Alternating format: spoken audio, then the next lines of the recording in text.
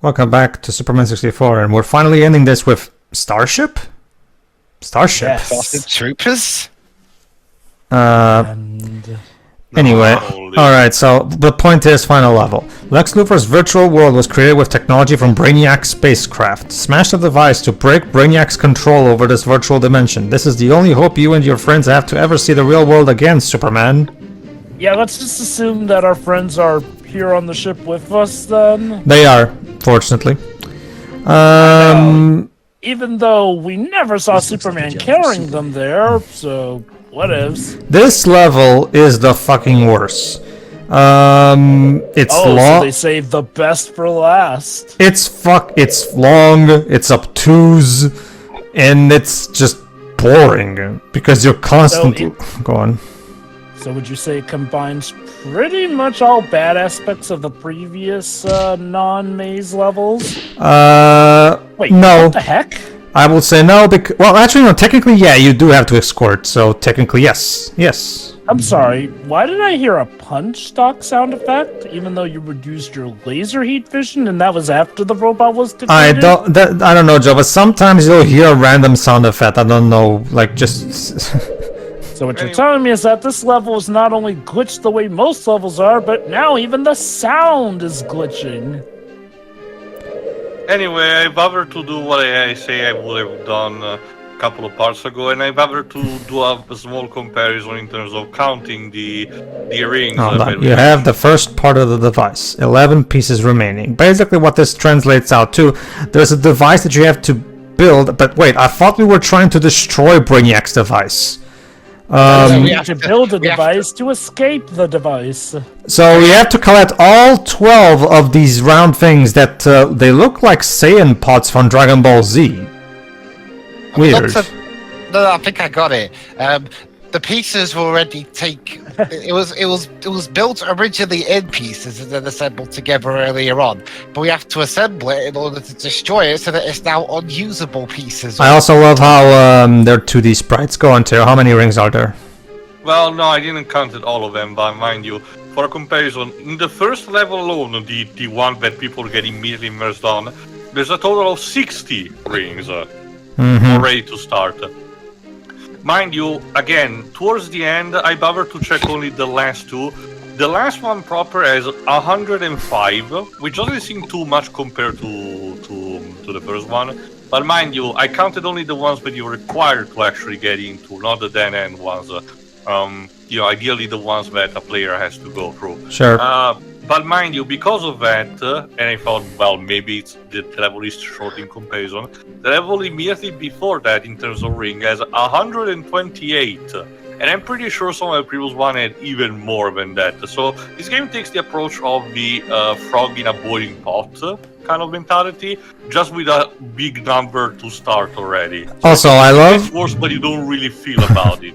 I also love how, in order to deactivate the laser, I have to use my hit vision on its machine, because as we all know... Use a laser to deactivate a laser. Because as we all know, the best way to use a computer is to use your heat vision on it. It's like Shadow the Hedgehog using his karate chop on it. Like, what's up with video games and damaging computers to activate shit?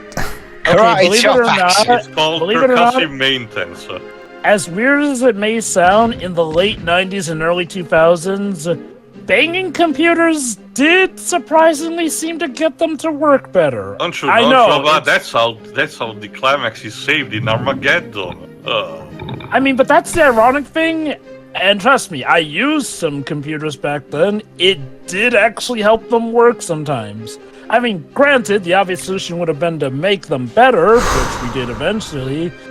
Came Windows Vista and all the pain with it, but that's the software job. A slapping of them would mean having the hardware being, installed, from... So, with the ones that came with Vista pre-installed, though, sometimes people just felt that knack to bang it. Regardless, though, no, that surprisingly was a thing that worked, like smacking a mechanism to get it to function properly. So... All right. Shall we discuss truly how we got to this point? Because as you recall in the first part, Many rings drove up. That's how we got here. Yeah, basically. development-wise, like, as you Hold on, recall Joe. Before in you the start first that, part- let me just mention something about this upcoming computer. Because you'll notice that all the computers in this room are turned off, meaning I can't use them. Keep that in mind for a couple minutes later. Go on, Jova. Oh boy. As you recall in the first part, I mentioned that this game was sort of a victim of sabotage.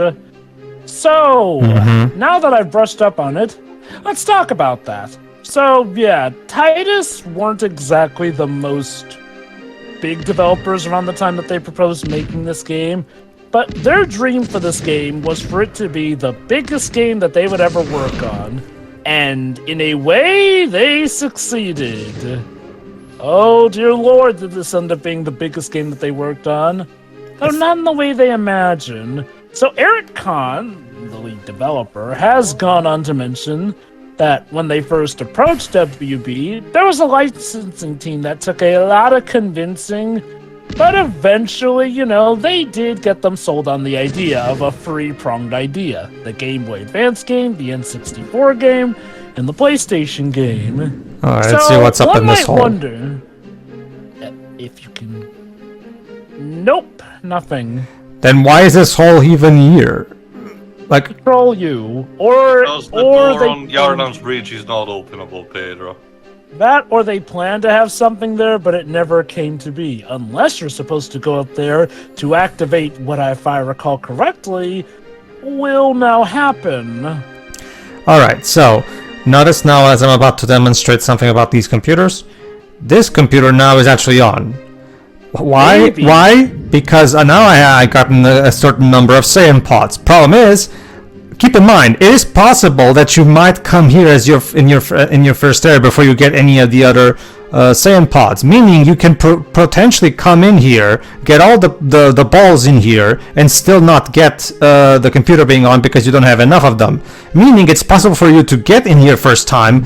And you're okay. I think I'll explore the other area, and the computers are all off. So I guess I'm done with this area. And you'll never be able, and you'll never come back here unless, of course, you go desperate because you don't know that you're supposed to come back in here. Again, this is again boils down to, like Jova said, one of the major problems of these levels comes back in this final one.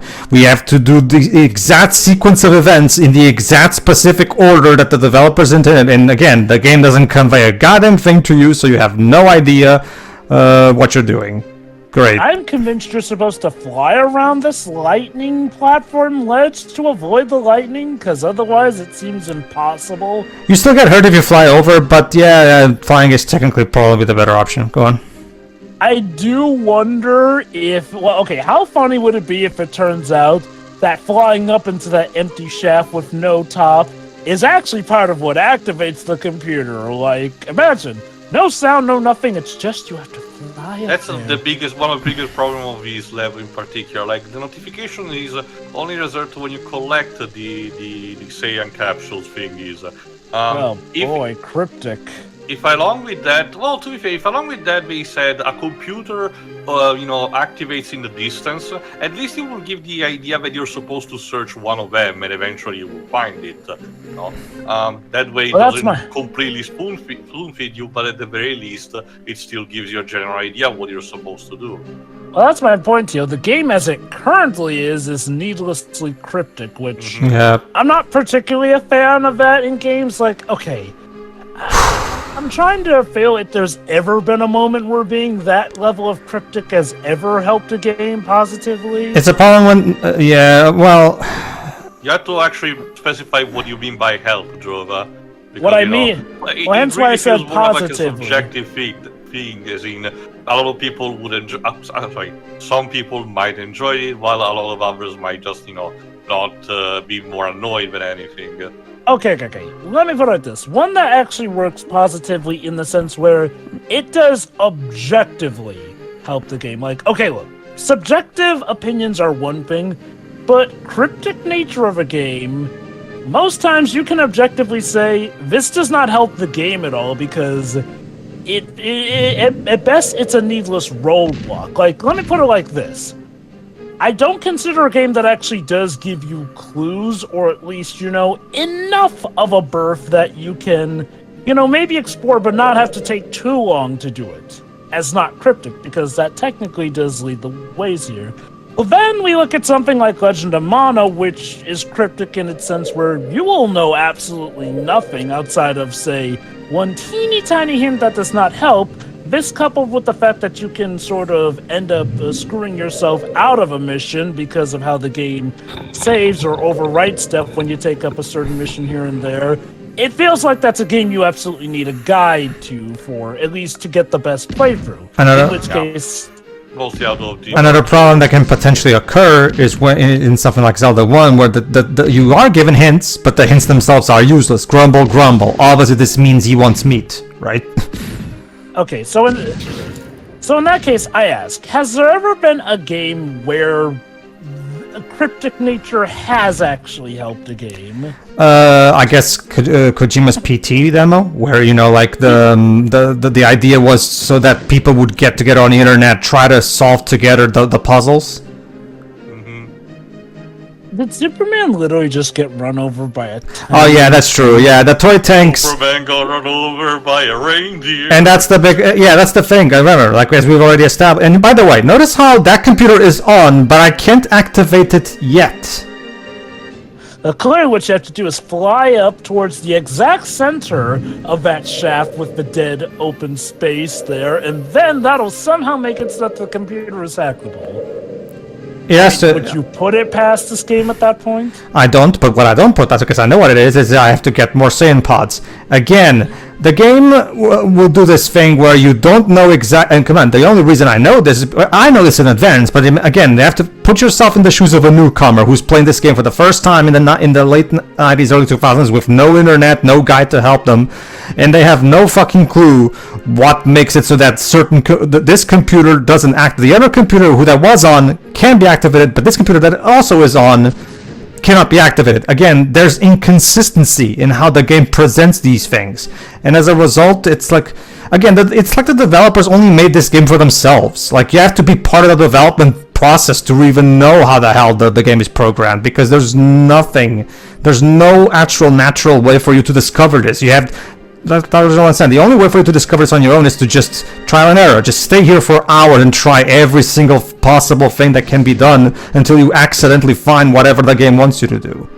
Speaking of the developmental process, let's go back to that behind-the-scenes stuff with the devs. So, in regards to this game's creation, yes, 5 pieces are remaining.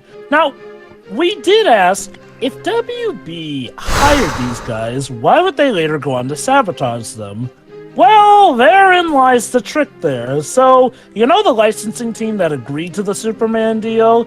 They apparently got laid off and were replaced with WB execs who were not as keen on having Titus do it. No, I already heard this story, because this is kind of sort of what happens when,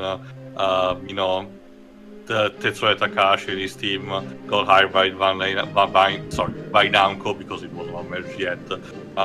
When starting doing Xenosaga, by the time of the third episode, the exec that changed and the wind with them. Now, as for why they sabotaged them, it was partly because Titus weren't exactly the golden boys of the industry, but the bigger reason was that they thought that a company like EA could have made a better Superman game.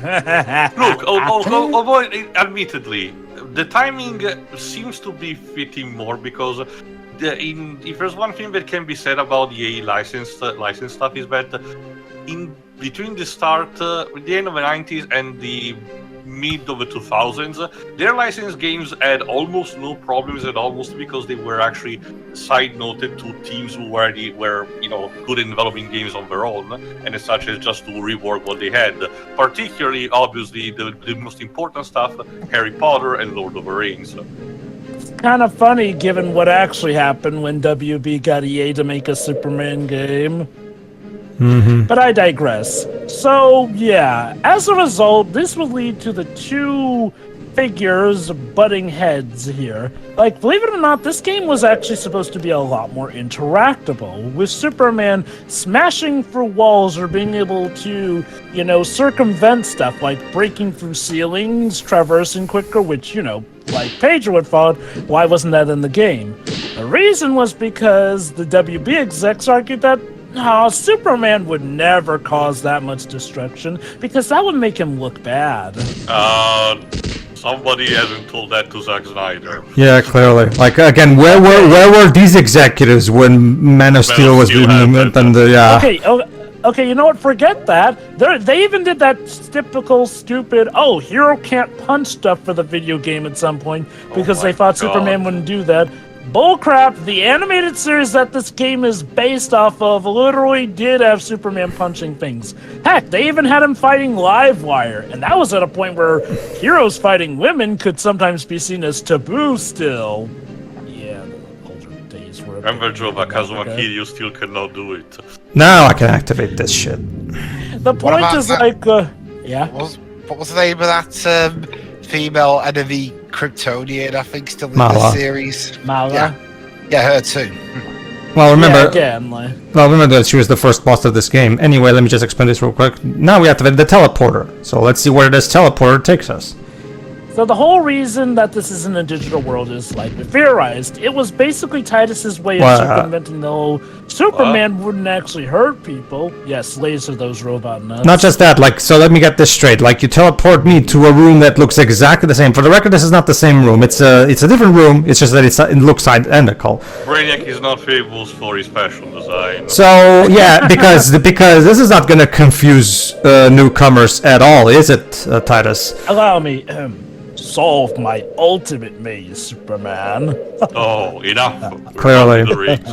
That being said, it's actually not identical. Once again, you have to collect more Saiyan pods before you can activate the computers, before you can move on. Go on, Jova.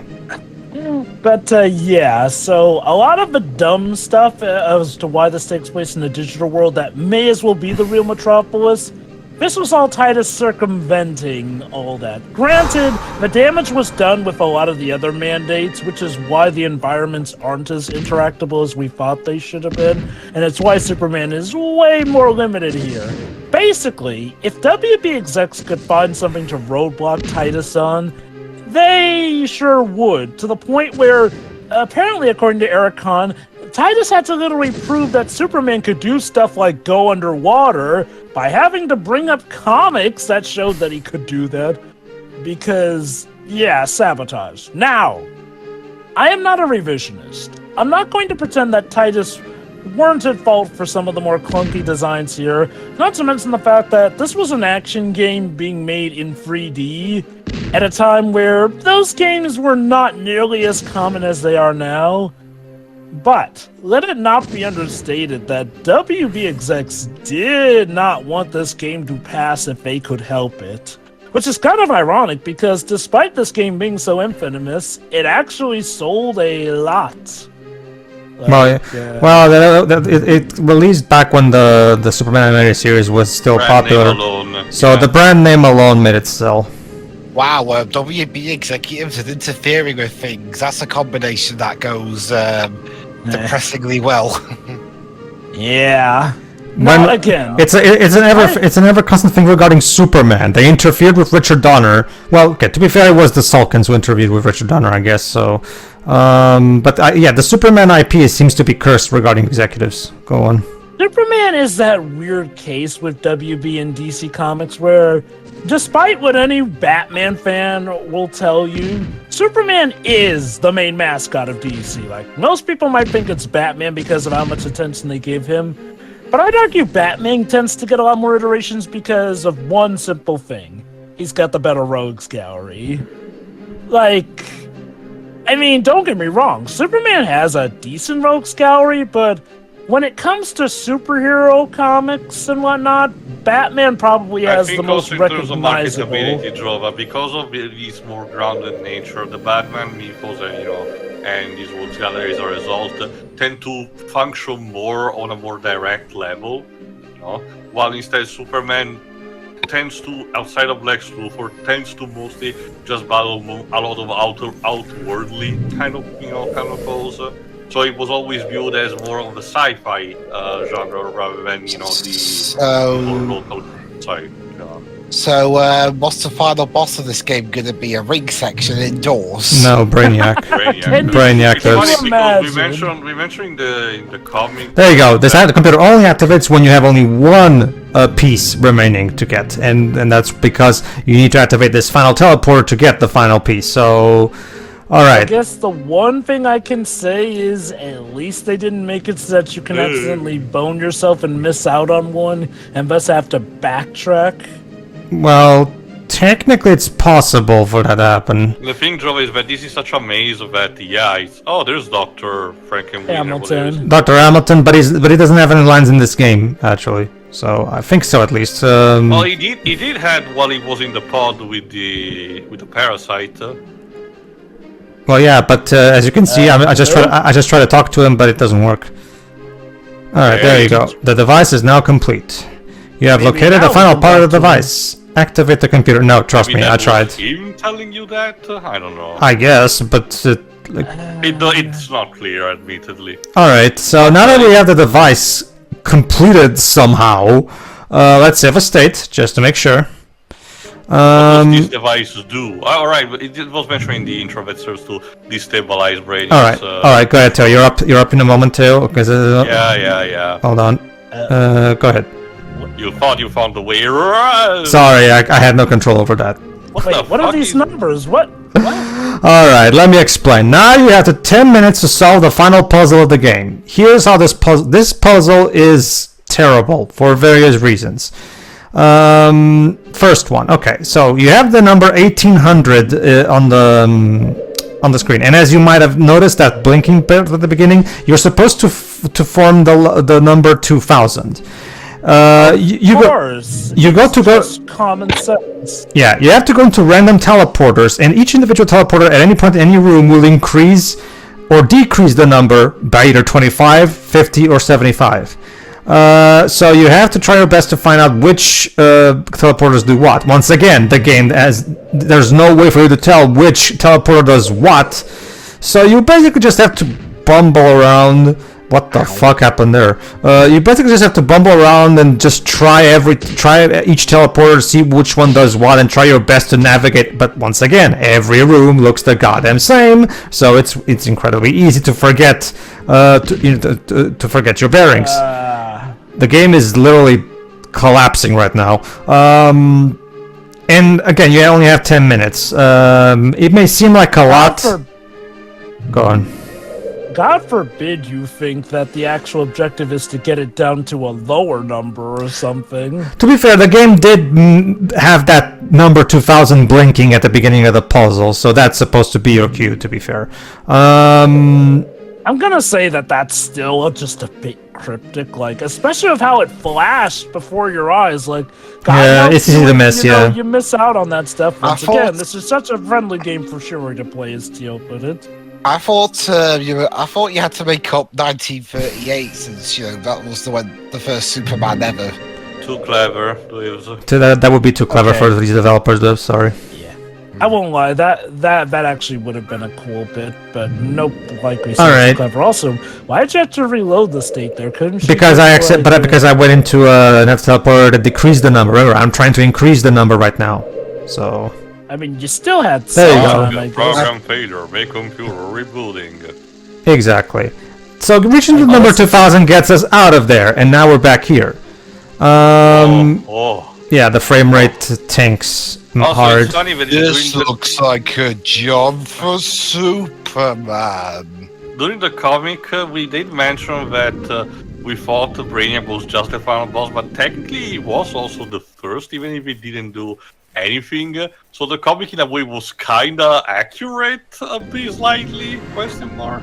That's the thing. That's the thing too. Let's just say Brainiac's final boss battle is a bit lacking. Well, it can't be worse than the first encounter where he literally did nothing. Well, keep in mind. go ahead, Joe. That's... Thank goodness you're here. Those robots keep on coming. You must find a way to stop them. Jimmy, what's wrong with your face? And by that he means... I'll wait here. And by that he means I have to deactivate the things with my heat vision again. Like, seriously. God, Jimmy, what is robots did to you? Seriously, what's up with that line right there? Like, robots keep coming. thing is, there's no robots coming. Like, what he means is that I'm supposed to activate this shit with my heat vision like I did before. Again, what's up? Like, was that a translation from the original French script or something? Like a mistranslation? Is that what happened? How do you even fuck that up? There you go. Corridor 1 locked. You accident. I love how Jimmy went after you accidentally hit him. No, what happened was I think I accidentally killed Jimmy with the heat vision. You can actually kill him. Yeah, you I can. thought you would just, and let me guess, then Lex wins. And then Zack Snyder's like, oh yeah, see, in Superman 64, Jimmy Olsen can die, so what's wrong with I this? still refuse to believe that person was supposed to be Jimmy Olsen. It really made no sense for that to be him. Alright, so that was corridor 1 locked, and now we're supposed to escort Jimmy. So, again, the funny thing? If I recall correctly, if you kill Jimmy, the level still lets you go, but I guess at the end, Lex wins. Yeah. At least he goes faster than Lois. Lex will win. No, he goes faster than Lois too. Here's the problem. He has to go through the area. So here's the Why can't two. Superman just pick him up? I don't know, Because Tail. that would make too much sense. Okay, so there are two ways of getting through this part. You either take a risk and let Jimmy go, because it is perfectly possible, as you're about to see, for him to go through the entire thing without getting killed by the lightning. But it didn't work this time. Wait, he was still walking, but it says Lex wins. I love it. They couldn't even make a proper death animation for him. Yep. The safe way to do it is to, once again, freeze him. And push him around the corridor. As you can imagine, thanks to the terrible physics system of this game, that's absolutely miserable to do. So usually what I do is I try my luck and see if he can get there on his own, because trust me, like, trying to slowly push him as a block of ice is painful. Yeah, there you go. Use yourself as a lightning rod. There you go. Go ahead, Supes. Lois was hiding with me when she was caught. Oh, great. Now we have to go to score the She Lois. has to be around here somewhere. So yeah, now you have to do the same thing for Lois. Okay, so I guess that dialogue back then with Hamilton was supposed to be Hamilton then, I guess? I guess. Here's the thing though. We're not going to bring Hamilton with Lois and Jimmy. I thought Hamilton was one of the people we were supposed to. So I guess tough shit on Professor Hamilton. I guess we'll just abandon him. Who cares about him anyway? Oh no, Lois! She's just posing there with her hand on her hip. She's being supposedly she's being held hostage by those robot crabs. So let's take care of them. Angela said she looks like she doesn't give a shit. That's because Tail, it would cost we can't afford to animate her because we're rushing the fuck out of this thing. So don't animate her, just have another standard pose be like that. Is that a hard? Go ahead, I'm glad Jimmy managed to find you. Let's go get him and get out of here. And by that she means now she's the one who's gonna go for that thing with the lightning. Be careful not to have Superman accidentally kill Lois, or we'll get Injustice Gods among us. or the cancelled second part of Zack Snyder's Justice League. That was weird. Yeah, for those who don't know, Zack Snyder's plan after the Snyder Cut that we got was for Darkseid to kill Lois, which made Superman angry and turn to the side of evil because people. God, I'm so tired of that stupid shit. There you go. All right, so for Lois, let's actually freeze her because she actually got hit quite a few times. Let's try and push her.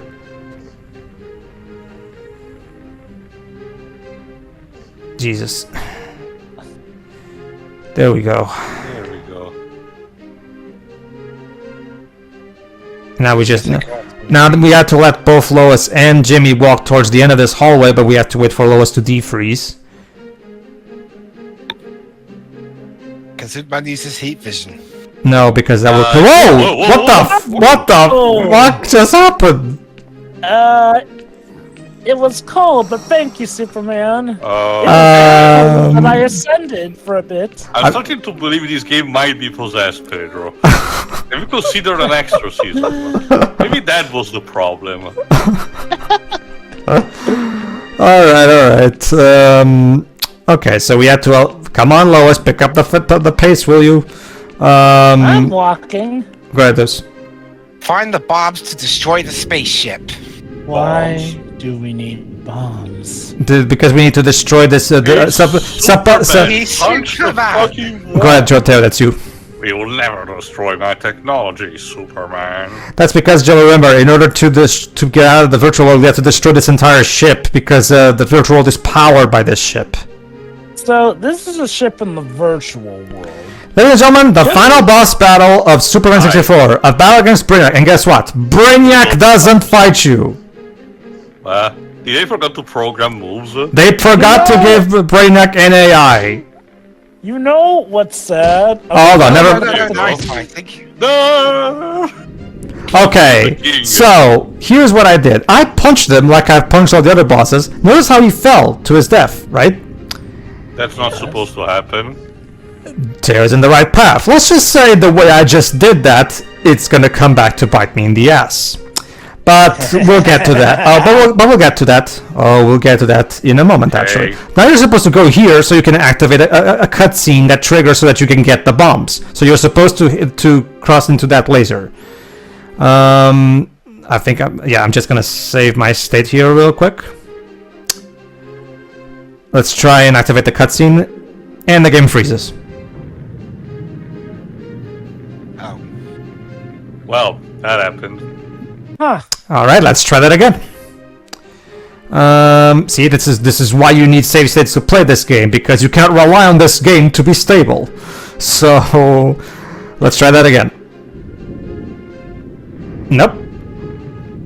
So you're probably wondering, what exactly triggers the cutscene to freeze? Brainiac. Exactly. If you accidentally punch Brainiac out of the arena instead of properly killing him with, the game becomes unwinnable. I am not even kidding. Lex Luthor's plan. Uh-huh. You know what? So basically, everybody, if you get yourself locked into this cycle, you're fucked. Start the level again. So yeah. Now, okay. So what you're supposed to do is, I'm going to use my heat vision because I'm not going to punch him just in case I accidentally throw him out. Yeah. And if you try to fight him if you try, there you go. That's what you need. He needs to die in the ground and blink out of existence because the game expects you to do that. The game does not expect you to throw him out. Again, this is where I'm absolutely convinced that there was no playtesting, because you're telling me that the developers didn't expect that it might be possible for the player to throw the Brainiac out of the arena, and you might want to program a contingency for that. But no, there's no contingency. Like, what the fuck? There you go. See? There we go. Auto destruction process ready. Trigger the 3 bombs to start it. Okay, so like the whatever voice said, we're supposed to get 3 bombs and make them explode so we can explore various parts of the ship. In a digital world, because of course it's not like we can just punch through this stuff. They're digital bombs, Drova. Yeah, Superman should be able to blow this shit up on his own. Why does he need bombs? But Pedro, the WB execs say that Superman wouldn't destroy property. So let me get this straight, WB executives. It's not okay for Superman to use his superpowers to blow up this evil ship, but it's okay for him to use bombs akin to a human terrorist to blow up the ship. God, that makes a lot of sense. Terribly. That makes a lot of sense. Good job, WB executives. Good job. Like, again, look. I'm not gonna act like Titus were angels either, but goddamn, like, if you really want them off, just let them finish the game. Like, I guess they were trying to get them to quit or something. Apparently, there was a chance that Titus really could have just feels sued without them. logic. There was a point where Titus apparently could have sued them, but that never came to be. Granted, Titus did make money from this, since again, the game was actually a huge hit sales-wise. So, this game technically is not what killed Titus. Mm-hmm. What did actually? I'm curious. The RoboCop game they made for the Xbox, the OG Xbox, I mean. Well, the last game they made was the GBA game called, the GBA version of a game called Top Gun. Bring the bomb to the center of the Thunder Arena. That's a thing too. People say that the RoboCop game that they made is actually even worse than this. So Which that's a very scary thought. But well. Well, honestly, I do really have to wonder. Oh. Yes, this game is as bad as the legends say, if not worse. It's but worse. I do really have to wonder: is it truly the worst game ever? That I'm aware of? Yes. I mean, I have yet to look into the RoboCop game, Okay, but I'm not necessarily for a broken experience, Pedro, but I'd say Desert Boss is still technically worse. hold on, than let me this, explain. So now we're supposed to bring this to the Thunder Arena, which is obviously this place. Why did you throw it? Because you're actually supposed to throw it as you're about to see. Like, It's right there. hold on, The void? you'll see. See? Now you're supposed to leave before the timer runs out. Because of course Superman cannot withstand the explosion of a bomb. There you go. Tail, I think And at that Tail, creates a portal. Of Tail, course. Tail, I think at this point it's pretty clear that the people who made this game don't know anything about Superman. Like, Well, that's the thing. Apparently, Titus did know stuff about Superman because they had to constantly show WB execs proof that Superman could do this or that. and yet they have Superman be in a town full of kryptonite fog, and yet he somehow does not die. Apparently, the kryptonite fog was something that was only said in advertisements. Oh, it I was! don't know Oh, it was, but they said it, and I'm going to criticize it, goddammit. You know what? That's fair. Even if they did eventually try to abandon that statement, nope, that's gonna stick with them. I mean, it'd be like if it'd be like if there was a Batman video game, but the reason you have to hide the bad Jordans in a game like that is because the Joker's laughing gas is surrounding Gotham. Funny, Arkham Knight does have a sequence. How about this, that's like- kind of like that, but it's intentionally structured to be like that instead of having to hide technical imperfection. Or hell, if you want to talk about misunderstanding a source material, like imagine a Batman game that's basically a Gears of War clone. Yeah, that sounds like a great idea. Alright, go to teleporter. I have to mention this. Did you notice what I just did? In order to activate the teleporter, I have to activate the bomb using my heat vision. And somehow, instead of my heat vision blowing up the bomb immediately, somehow it activates it. Yeah. Titus, do you know what heat vision is? Like, do you know what it does to machines? Okay, I do wonder if maybe this is one of those more complex bombs where simply heating it won't make it explode. Jova, I get the feeling you're putting more thought into this than the developers did. Oh yes, I probably am. Anyway, yeah. So you're supposed to explode. We explored the other room. Now we have to explode this room too. Once again, by doing the same thing, blowing up this bomb with heat vision. Don't ask me how that works. And then the teleporter only activates when the bomb activates, because apparently the teleporter is connected to the bomb. And there you go. The You end. have the end screen. Now you just have to touch that While the end camera sign. is going whack. Yeah, now you just have to touch that the end sign to go. And for some reason the camera glitched. The camera glitched too. I don't know what happened. It's like I'm watching it's like I'm watching I don't know what happened, Tail. For some reason the camera glitched on me when I got here, but I don't care. At this point I just want to finish the game. There you go. We're done. We've beaten Superman 64 is done. So what the ending is like. And the ending also has the camera be glitched. Yeah, they're finally here. Performing. Oh, and Hamilton is there now. Well done. You managed to get your friends out of this nightmare. And where is Lex? Oh, But in the real world, Lex is still there. So basically, we accomplished exactly nothing. Brilliant. So you see, I managed to force Superman to solve my maze. No, look at these Don't get credits. punished for Cut it. the credits. Look at that. There were only 5 programmers, 5 like 10 artists or something. Like No, we still got the artist. so yeah, programmers. We have the when that sounds. DVT director. What is DVT? Devious vitriolic testicles. So apparently there's no makes apparently there's no lead designer or game director leading the programmers. So no wonder the game is as random as it is. There was no lead designer or director to give the programmers direction. Can't find anything for the DBT terminology. And yes, the credits just Yeah, loop they- until you press start. So yeah, And there you it's a go, like little though. video game. There you go. Lex essentially won. He doesn't get arrested. And yeah, if you load the save for all file, this torture, if you load he's the still out there. yeah, if you load the save file, it just brings you back to the level select now. There's no way to save after finishing the final level, so we're done. Yay! And if you think I'm going to do the multiplayer mode, you're goddamn insane. So What do you even do in multiplayer? basically, You play as Lex Luthor, Darkseid, Brainiac, and I think Mattel was Yes. the fourth character. there's two things. There's two modes. One player will go around dropping rings out of his ass. I'm not kidding. And the other player is supposed to go for all the rings. So now you can thanks, but no torment thanks. So now you can torment a friend of yours by putting up an inane path of rings. Ugh. Brilliant. All right, everybody. The other one, And I believe it's like a flying battle mode. all right, before we move on to final thoughts, Joba, do you have anything else to add when it comes to the development side of things? Well, again, the Game Boy Advance game was not given nearly as much scrutiny since, that wasn't as big in the cards.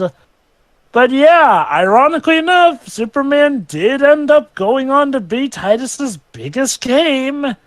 And their most talked about one, so mission accomplished? Mission accomplished, indeed. Alright, so can I go first then? Go on. Oh, shouldn't we save them for what happens in the next part? If you It's want. the extra part, really. Yeah, go ahead. Well, that sucked. Although, shall I really be surprised?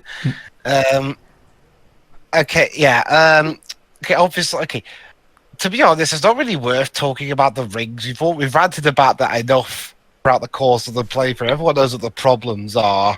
They're really long. The draw distance doesn't help, and neither do your terrible, loose as hell controls.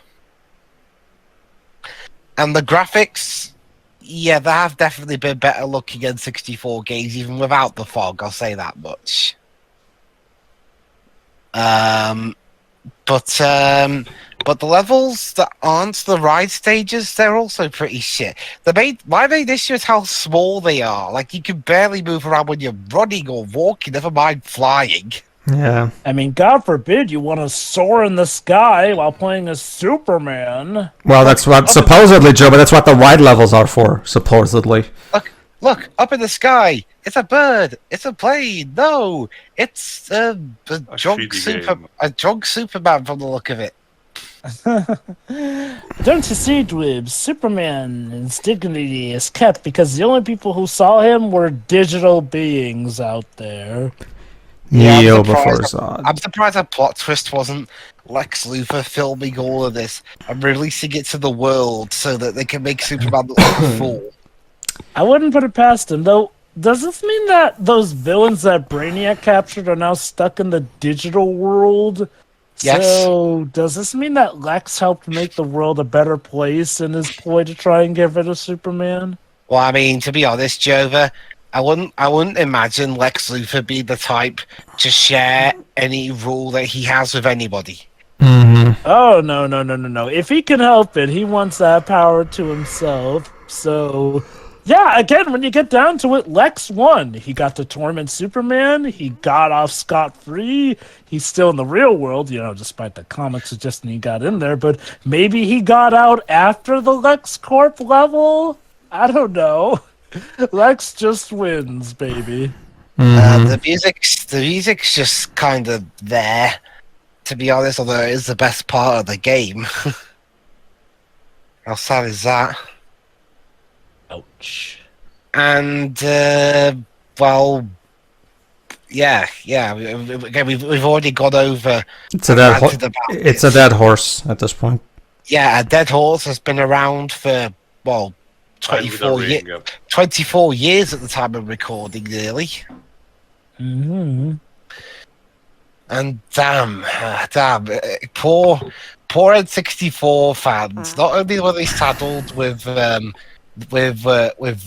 this, but also imagine if you had a Sony PlayStation and you're thinking, oh, Superman's game's coming to there. Yay, let's get. Oh, it's been axed.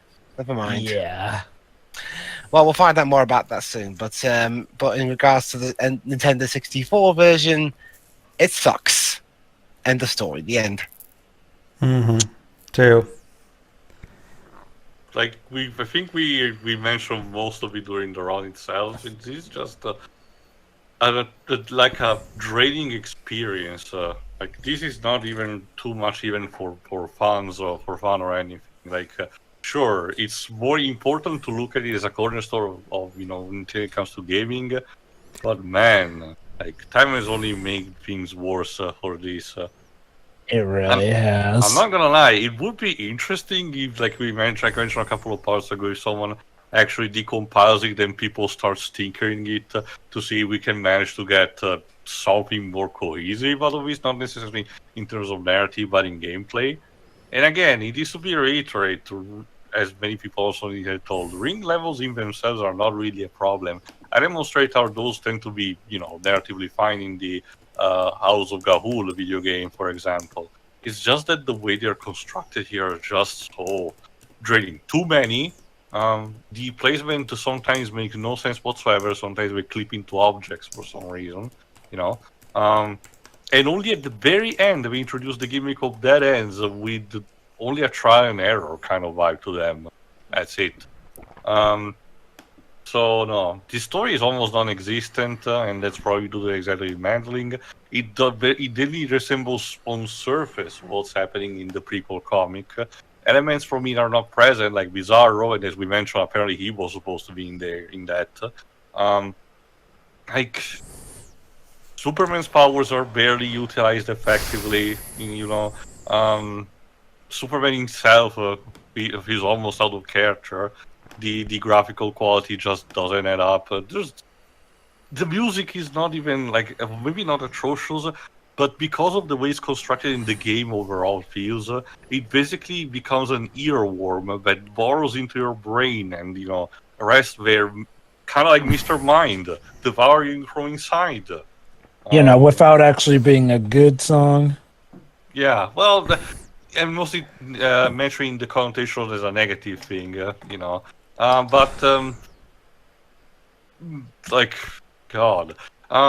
The only thing that I can also add onto what we have mentioned, in one of the previous parts, is that the NPCs and enemy do have, grunts sound when they actually are hurt, including Brainiac. So I'm guessing that's what the credits were for when IMDb listed the voice actors. But I had to reiterate, I wonder if even the voice lines were just something that they copy-pasted from some of the episodes or something. Because it really does feel like, it really feels weird if we just call these Superman voice actors for 2 lines, and others like Corey Barton for just saying, oh. I know that people like Frank Welker and D. Bradley Baker's entire shtick is based on that, but this feels too odd even for a case similar to that. I don't know. No, that's it. It's a good thing this did not kill the hype, at least at the time, the momentum for Superman games, because we did still got something during the PS2, Xbox, and GameCube era. Not so much these days as we discussed, but at least back then it did not kill immediately. Superman video games, but man, talk about a rough ride. Java. Yeah, rough ride. Those ride levels, or as they're actually apparently referred to as maze levels. So, okay, Maze the official term is maze levels, but the menu calls them ride levels. But Lex says solve my maze. And it's funny, because for the maze levels, the so-called maze levels, the only time they're treated like a maze is on the very last sequence, and, well, that in and of itself is pretty goddamn annoying as well. Ugh. No, this is the great-great-grandfather of terrible, infamous games. We do still, to this day, have some pretty vile games.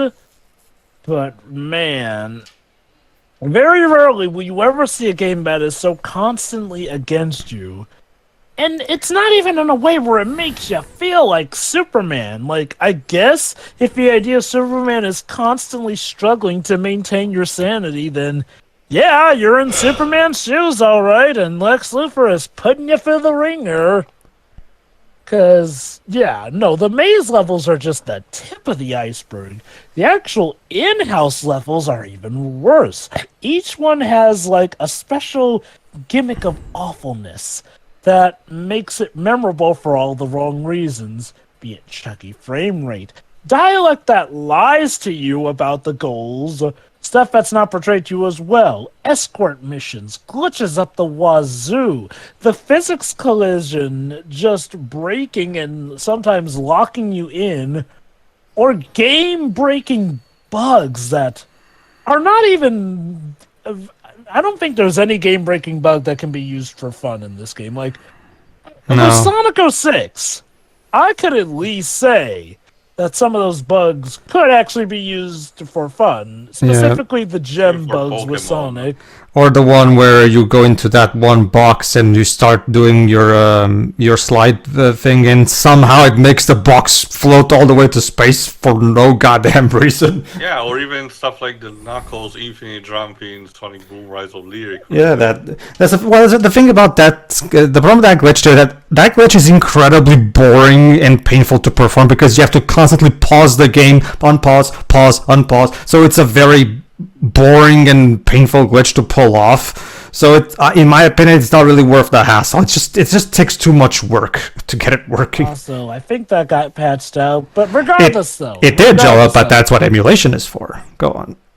Regardless though, like, well, there are apparently still some games out there worse than Superman 64. Dark Lord Shadow has done at least two. Well, one of I them was mentioning this before, Jova, since I didn't finish. Like I said, I think, while not necessarily glitchy as, you know, unfinished, Desert Boss is still technically a worse experience because it requires you to pay attention to it, so you cannot even just leave it on autopilot, use a rubber band or anything. And it literally feels the experience like having to drive an actual bus for hours, just sitting there and doing nothing else with a controller in hand. It's good only for those charities where they do that on purpose to raise money for those in need. There are two games in mind that Dark Lord Shadow 1 has covered, one of which being something called Flight Control, which, as he described, is practically made out of bugs. And apparently there's also Mindjack, which is... No, Mindjack is still more functional than this, I can tell you that. Like, even with its own share of glitches. If you want to look for something else, those shovelware that are, for example, also on the PS4 over in Steam, like the Sleeping City episode 1 or something like that, that's close to this one, but go on. Regardless, though, let me bring this back to Superman 64. Even if it's not the worst game out there, it could very much be the ruler of the Valhalla of bad games. It is immortalized based off of its terribleness, and I don't know whether that's a high honor or the biggest disgrace. And again, hearing about the development, like, one has to wonder, even if WB had not sabotaged the game to high heaven, would it have been good still? Like, look at Titus's other ventures here and there. I think it would have been How about this? there. Nothing particularly special, but potentially there. Or Teo, it would have been exactly what Dark Lord once said at the end of his Superman Game Boy review. You know, the Game Boy game that they made before this one, where that game is also garbage and has a lot of the same problems. Not all of them, but it does have the lack of direction, the randomness of the levels. And as he said at the end of that review, Superman 64 is bad because you did a bad job, and the proof that I have for that is this game right here. Because yeah, that game apparently, as far as we're aware, didn't have any meddling from the executives, and it still turned out a pile of garbage. A polished pile of garbage, but a pile of garbage all the same. So even with the interference from the execs, like, now granted, what people could argue is that the constant interference did leave Titus unable to patch or, you know, like, well, give the game the polish that it needed. But even, okay, let's assume we did not have the game-breaking bugs. The maze levels are still a chore to play when they're, quote-unquote, functioning right. The missions are insanely unfair at times with their little time limits. Granted, the time limits are a thing also on the maze levels, but it's even more prominent in stuff where you gotta pretty much know what you're doing. Unless you're playing on easy or normal mode, which is, actually somewhat sane. But the caveat, you can't actually finish the game unless you play on the hardest mode. So bend over, Mother Hubbard, because you're going back in. Or you can do what Dark Lord once did and start a new game on hard mode and use the level skip cheat to skip to the level where the game left off. Actually, Joe, I might as well talk about someone else while we're at it. Like, you following a bit more than me. What did the completionist have to say about this? Oh, he hated this game. Well, I know. Well, no shit. I wonder if there was some specifics. You mean like any details he Anything found, that or he might have mentioned opinions on his own or anything? Okay, he mentioned that it was definitely one of his worst experiences ever having to complete a game. He mentions a lot of the glitches, problems, and whatnot, and how apparently he had to look up some stuff to properly finish it here or there. That's also a good segue. Out of curiosity, I tried to look up to see if someone actually wrote a guide on GameFAQs, and there are two, and they are almost incoherent, jumbled messes themselves. Sometimes one of them is literally almost like a checklist with the bare minimum info what you're supposed to do in each level, almost as if they're almost ashamed of having to tell you what you're supposed to do. Imagine your big accomplishment being, it took me so much of my life, but I now know how to completely play Superman 64. Well, another thing that they did had was actually finding, a field of reference to watch the amount of rigs, because, apologies, Pedro, but the way you use your save state made it a bit difficult to count it towards the end, but someone did a effective speedrun without cheating and, almost completely flawless of this. So people that are that insane exist. Well, remember too, there's I remember his YouTube name is unpronounceable. There's that to his credit, amazing guy who somehow managed to figure out how to beat Bloodwing's Pumpkinhead's Revenge. So the fact. Oh yeah, that's another bad one, isn't it? Well, yeah, that game. That's the thing. That game isn't even interesting to talk about. That game is just dull. But yeah, go on. I do feel like the main reason there's a lack of game facts is because, this is a game that people try out, but as soon as the first ring stage goes and comes, they more or less drop it there, because this game is one of the biggest chores to play. And, if the inane gameplay isn't getting to you, the frame rate will. Jesus, this feels like something that was held together by duct tape, at best. Probably Elmer's glue in later bits of how weak it is. Jesus. The boss fights are... Well, they're lame. That's the thing. You hype up these fights. Darkseid, and it is said that this is the actual real Darkseid, is not even the final boss. Goes down easy, and is fought to rather cheerful music in the grand scheme of things, but the real boss fight is carrying him back to be arrested by the police. Oh, not like the space police, but actual Metropolis digital police. No, the real boss fight is finding the police and praying to God that Darkseid doesn't clip into the wall and lock you. So does this mean that Superman and his friends managed to get out of the virtual world, but Brainiac, Darkseid, Mala... Well, no, Mala managed to get out, to be fair. And Metallo are all trapped? Stuck there, apparently.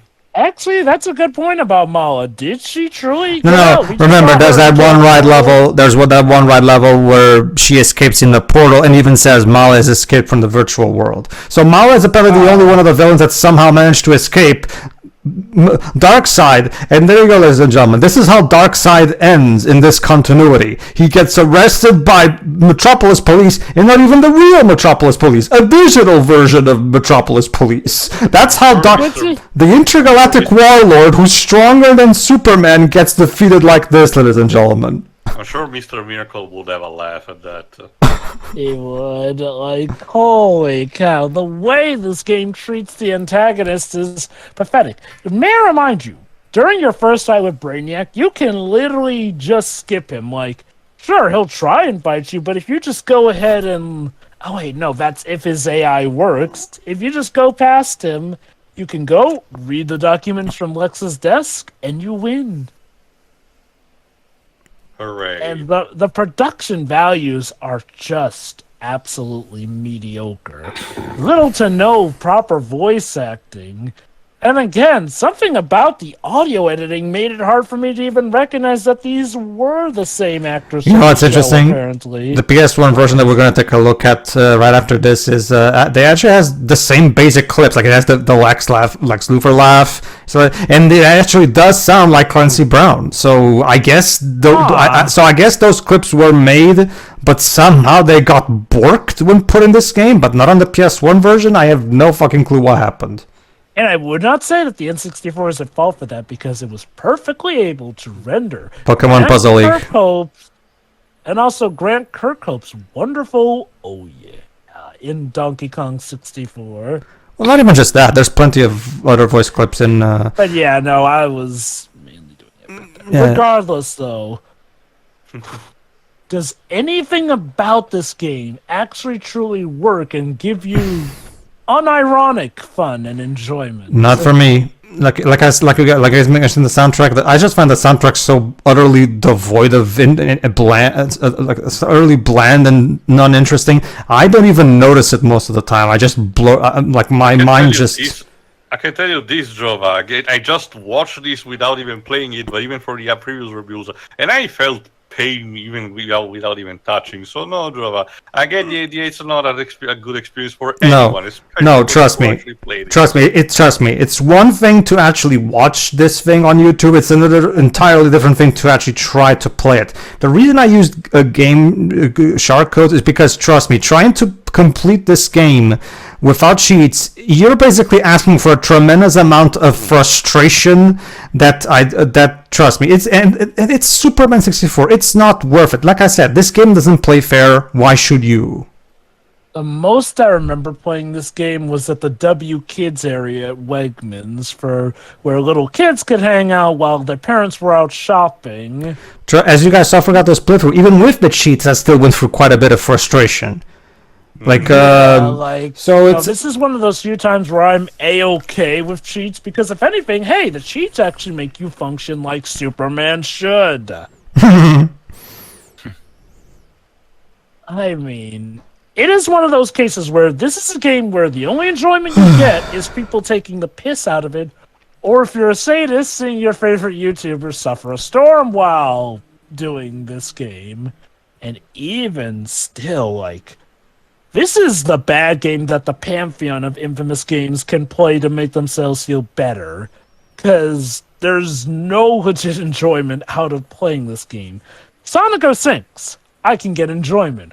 Quiet Man, I can laugh at the deafness of the first half of the story. Maybe. Kinda. Sorta. I mean, I guess this is technically a couple of the actors sounded like they were trying to give a shit.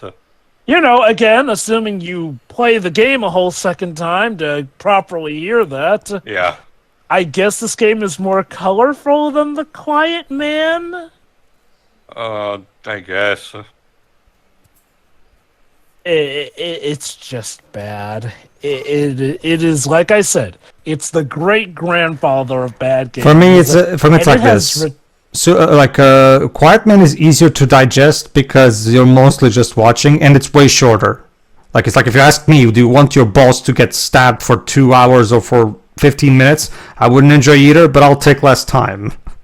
And it's like, no, this game, it's a rare case where a game is not only like, oh, is it really this bad? And pretty much almost everyone who plays it in modern times comes to the conclusion, it's actually potentially even worse than what we had heard. Like, again, that takes some potency, because a lot of the bad games of era, yeah, they're bad, but some people will eventually establish a little cult fan base that says it's not that bad.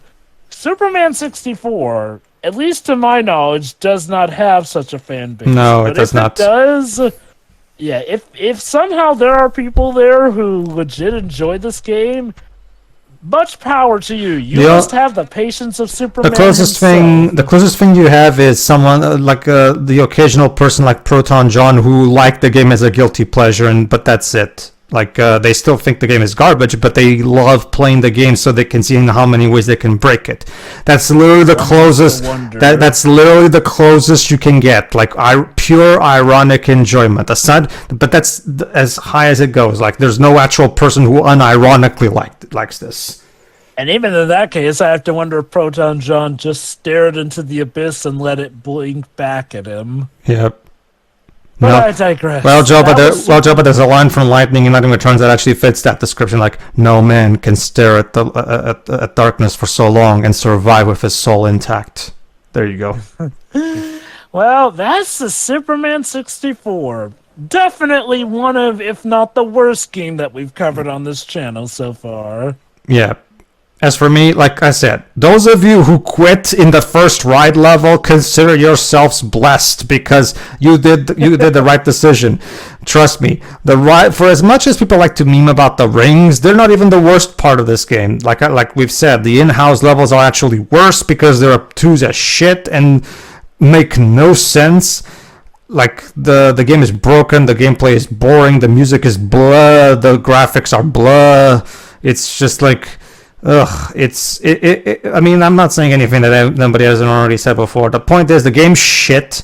Everybody knows it's shit, and why it's shit. So yeah, at this point, it's just there. Now there you go. That's, I guess, the next game of this category that we could potentially do is Right to Hell Retribution, I guess. How about Aquaman Battle for Atlantis? Oh, that one too. Or Batman: The Dark Tomorrow. There's actually a quote. One of my favorite. That's actually a really quote from Dark Roger, the one from his Superman Game Boy Titus review that I like. I wish I was playing as Aquaman. At least I could use my powers to tell the fish to piss off. So, tune in next time for whatever we do next, everybody. Yeah. See you then.